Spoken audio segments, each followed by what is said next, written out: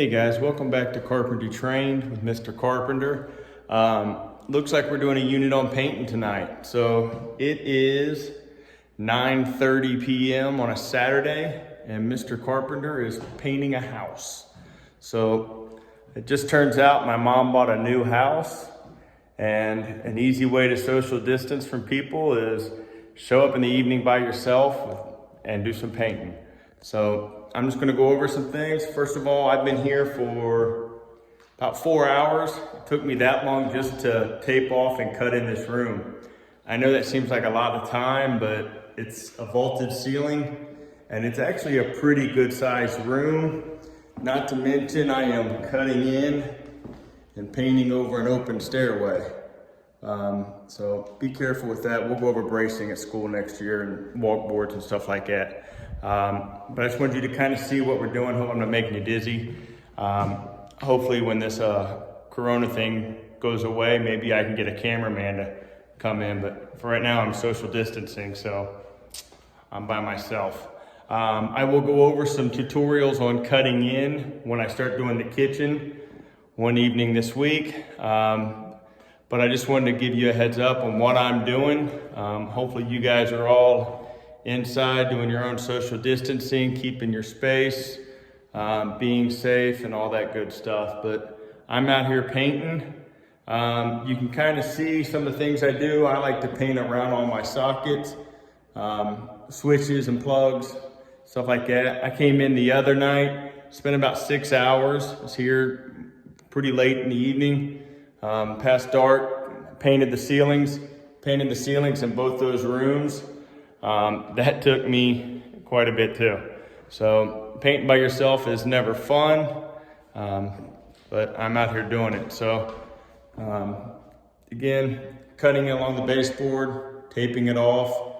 I know some painters that don't really tape off doorways.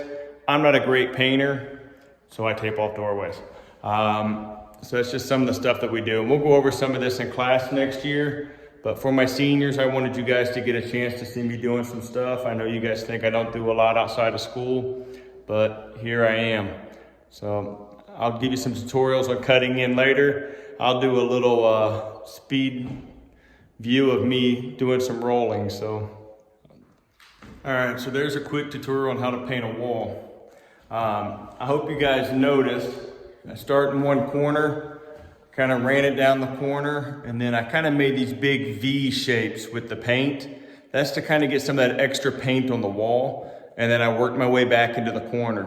What you may have also noticed in the corners, I spent a little more time there. That was a brand new roller. It takes another couple times to kind of fill that roller full of paint and get it full, and then you're able to work across the wall a little easier. So what I did was I made my V's up and down. Because it's a vaulted ceiling, I don't want it to look like steps. So you probably saw me kind of go in at an angle and then come back and go straight lines up and down. Just trying to work it in. Pretty happy with myself. I didn't hit the ceiling. My wife likes to make fun of me because at our house, about every bedroom has at least one spot on the ceiling where the roller hit.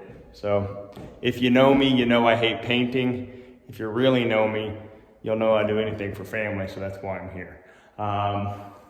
So got all the way across the wall, kind of working around the plugs, trying not to run over them and flood them full of paint because that'll end up dripping down. That's why I do that big border around it when I cut it in, so I don't have to worry about that. Kind of turn the corner here again, work down the corner of the wall right there, kind of made that V, kind of came back, and then I kind of hit this area here, somewhere there.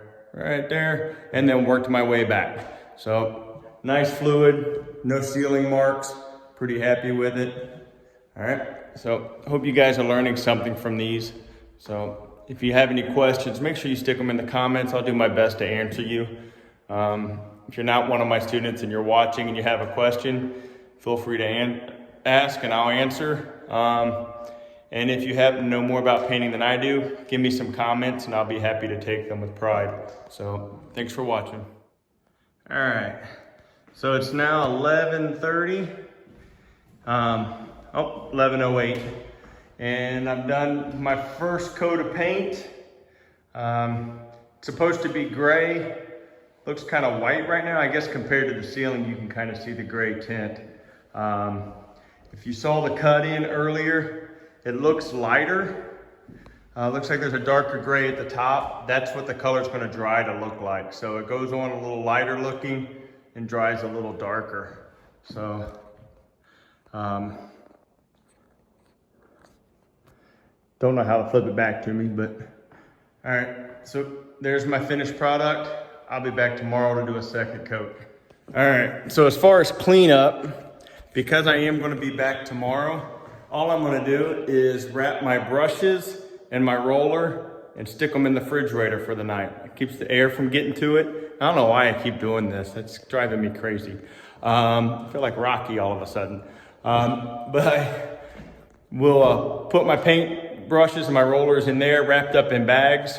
There's no reason to clean them out. The other problem I have is that out here where my mom's new house is, she has a septic system, meaning that you cannot wash paint out in the sink. If you do, it gets into the motor of the septic tank, all the little pieces and all the little holes in there. It'll mess up a septic system pretty bad.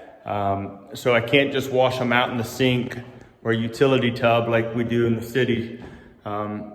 Can't do that. So tomorrow, it's dark now. Tomorrow, hopefully I'll get out here a little earlier. It'll be Sunday. I will be able to clean them out with a hose, shake them out, and clean my brushes and my rollers out tomorrow. Tomorrow should be the last time I use this color for a while. So the kitchen's gonna be a different color, so I'll be using a new roller pad and a clean brush. So